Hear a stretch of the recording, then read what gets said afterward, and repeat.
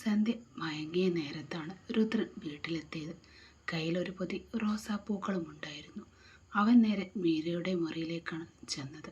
പക്ഷേ അവിടെ അവളെ കണ്ടില്ല. സ്വന്തം മുറിയിലെത്തിയപ്പോൾ കണ്ട കാഴ്ച അവനെ ഒന്ന് തടുപ്പിച്ചു. അവിടെ തൻ്റെ ഇരണ ചേച്ചിയുടെ ഫോട്ടോയും നോക്കി തളർന്നിരിക്കുകയാണ് മീര. അവൻ വന്നത് കണ്ടതും അവൾ പെട്ടെന്ന് എഴുന്നേറ്റു. കയ്യിലിരുന്ന ആൽബം വേഗത്തിൽ പഴയ സ്ഥാനത്തേക്ക് തന്നെ അവൾ വെച്ചു. സോറി, അവൾ പതർച്ചയോടെ അവനോടായി പറഞ്ഞു. സാരമില്ല മീരെ, നിനക്ക് വേണമെങ്കിൽ അത് കൈവശം വെച്ചോളൂ. രുദ്രൻ്റെ ശബ്ദത്തിൽ മുൻപെങ്ങുമില്ലാത്ത ഒരു ആർദ്രതയുണ്ടായിരുന്നു. അവളൊന്ന് നിവർന്നു നോക്കി. അവൻ പറയുന്നത് സത്യമാണോ എന്ന് അവൾക്ക് സംശയമുണ്ടായിരുന്നു. എങ്കിലും മടിച്ചു നിൽക്കാതെ ആ ആൽബം അവൾ കയ്യിലെടുത്തു. താങ്ക്സ്. ആൽബം നെഞ്ചോട് ചേർത്ത് പിടിച്ച് അവൾ അവിടെ നിന്നും ഇറങ്ങാനായി തുനിഞ്ഞു. അവൾ കടന്നു പോകുന്നതിന് മുമ്പ് രുദ്രൻ അവളുടെ കൈത്തണ്ടയിൽ പിടിച്ചു. അവൾ ഞെട്ടിപ്പോയി. ഓരോ തവണ അവളുടെ കണ്ണുകൾ ഭയം കാണുമ്പോഴും അവൻ്റെ ഉള്ളിൽ എന്തോ ഒന്ന് വിങ്ങുന്നുണ്ടായിരുന്നു. ഇത് നിനക്ക് വേണ്ടിയാണ്. ഇടതുകൈയിൽ ഒളിപ്പിച്ചു വെച്ച ആ റോസാപ്പൂക്കൾ അവൻ അവൾക്ക് നേരെ നീട്ടി. അവൾ അത്ഭുതത്തോടെ അവൻ്റെ കണ്ണുകളിലേക്ക് നോക്കി. എനിക്കോ? അവൻ അതേന്ന് തലയാട്ടി. അവൾക്കൊന്നും മനസ്സിലാകാതെ നിന്നപ്പോൾ അവൻ തുടർന്നു. നിനക്ക് ഞാൻ വരുത്തിയ നഷ്ടങ്ങൾക്ക് പകരം വെക്കാൻ എൻ്റെ ജീവൻ നൽകിയാലും മതിയാവില്ല മീര. എനിക്കറിയാം. എങ്കിലും എൻ്റെ ഭാഗത്തും ചെറിയൊരു കരുതലായതിനെ കണ്ടാൽ മതി. നീ ഇത് വാങ്ങിക്കണം. പൂക്കൾ നൽകി അവൻ അവിടെ നിന്നും മാറി. മീര ആ പൂക്കളിലേക്ക് തന്നെ നോക്കി തരിച്ചു നിന്നുപോയി.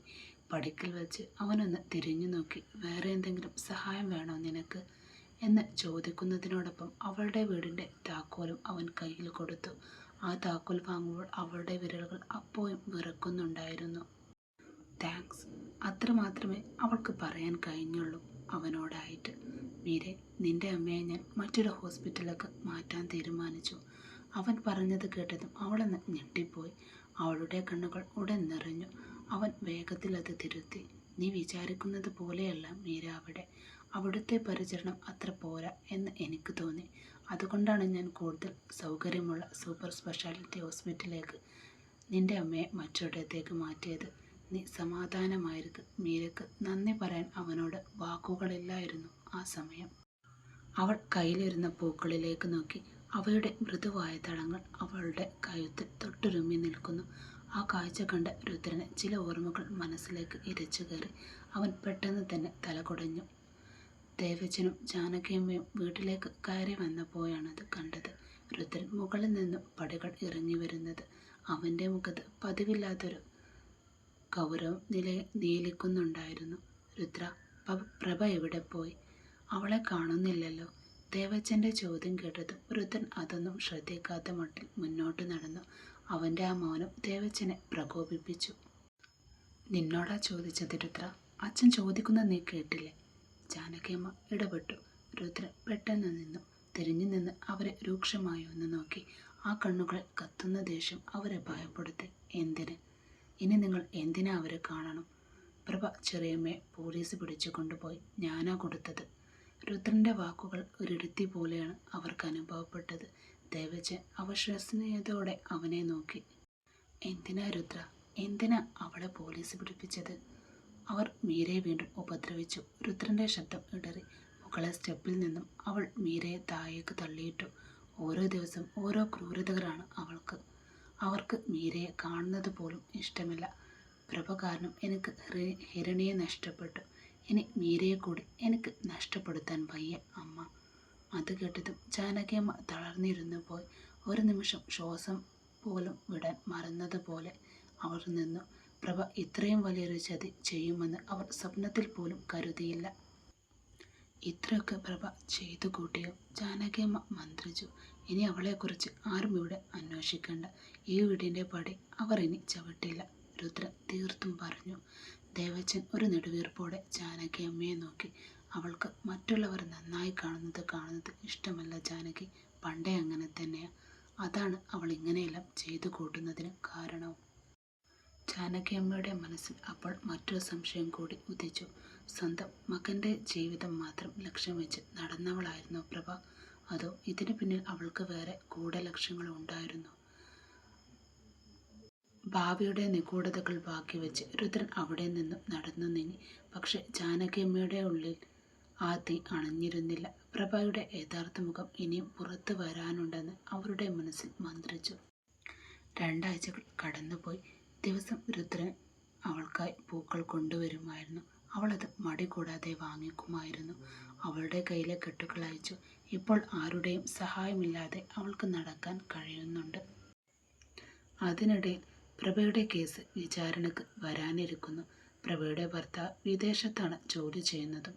ആരും അറിയാതെ ഇത്രയും കാലം അവരുടെ കമ്പനിയിൽ തന്നെ ജോലി ചെയ്തിരുന്ന ഒരാളുമായി പ്രഭയ്ക്ക് രഹസ്യബന്ധമുണ്ടായിരുന്നു. ആ രഹസ്യമാണ് ഇനി പുറത്തു വരാൻ പോകുന്നതും.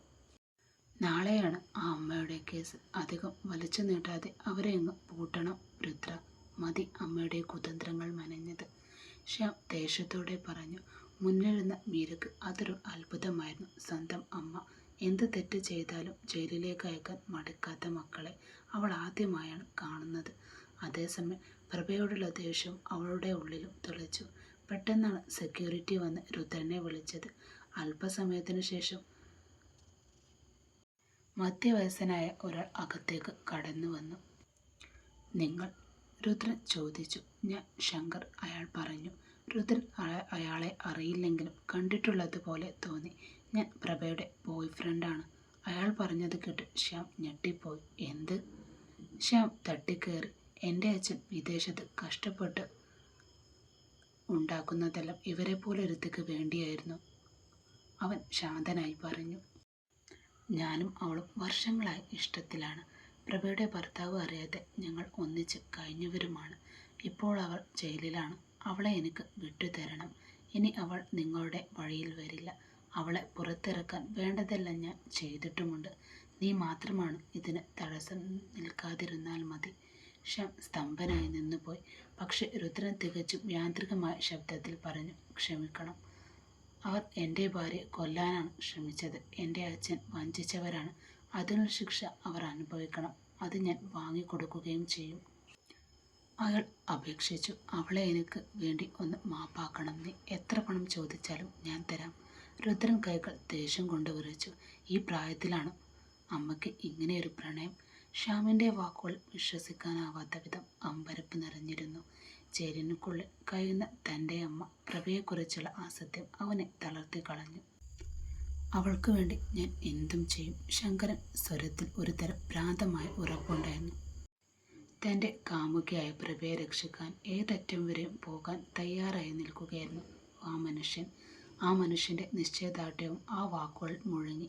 ഇത് കേട്ട് എന്തു ചെയ്യണമെന്നറിയാതെ വല്ലാത്തൊരു ശൂന്യതയിൽ തറഞ്ഞു നിൽക്കുകയായിരുന്നു രുദ്രനും.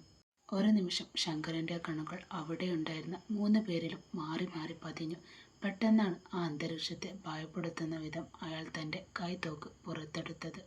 ഒരു നിമിഷാർത്ഥത്തിൽ തോക്ക് കുഴിയിൽ മീരയ്ക്ക് നേരെ നീണ്ടു.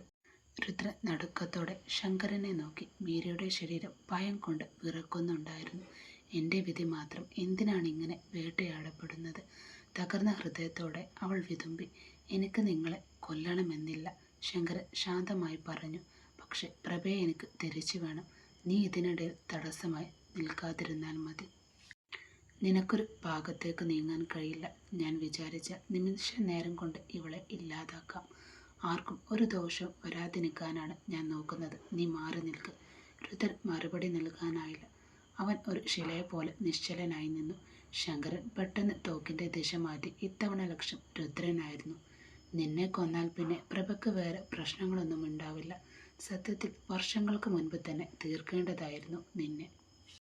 അയാളുടെ വാക്കുകളിൽ വെറുപ്പ് രുദ്രൻ്റെ ഉള്ളിൽ കയ്പായി പടർന്നു. വേണ്ട, അയാളെ വിട്ടേക്കൂ.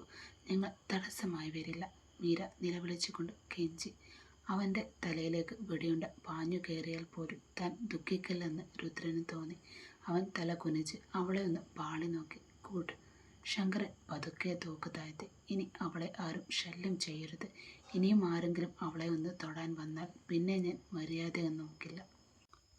ഇത്രയും പറഞ്ഞ് അയാൾ വന്ന വഴിയിലൂടെ നടന്നു മറിഞ്ഞു.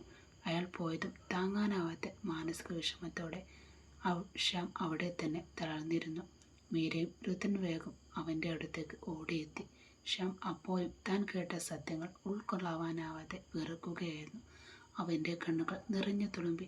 എൻ്റെ അമ്മയുടെ കാമുകൻ കേൾക്കുമ്പോൾ എന്നെ എത്ര മനോഹരമായിട്ടുണ്ട് അല്ലേ രുദ്ര? കയ്പുള്ള ചിരിയോടെ ശ്യാം ചോദിച്ചു. രഹസ്യ കാമുകൻ? അവൻ നിന്നെ തന്നെ കൊല്ലണമെന്ന് പറയുന്നു.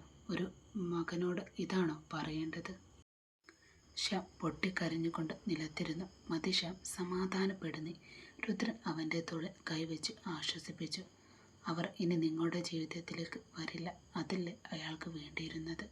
അയാൾക്ക് അത് അന്ന് തന്നെ ഉറപ്പു നൽകിയല്ലോ. സമാധാനിക്കുന്നേ. രുദ്രൻ ശ്യാമിനെ പിടിച്ചെഴുന്നേൽപ്പിച്ചു. നീ പോയി കുറച്ച് വെള്ളം എടുത്തു കൊണ്ടുവാ, അവൻ മീരയോട് പറഞ്ഞു. തളർന്നിരുന്ന ശ്യാമിന് മീര നൽകിയ വെള്ളം രുദ്രൻ വാങ്ങി നൽകി. സമാധാനപ്പെട്ട് ശ്യാം, എല്ലാം ഉടനെ ശരിയാക്കാം.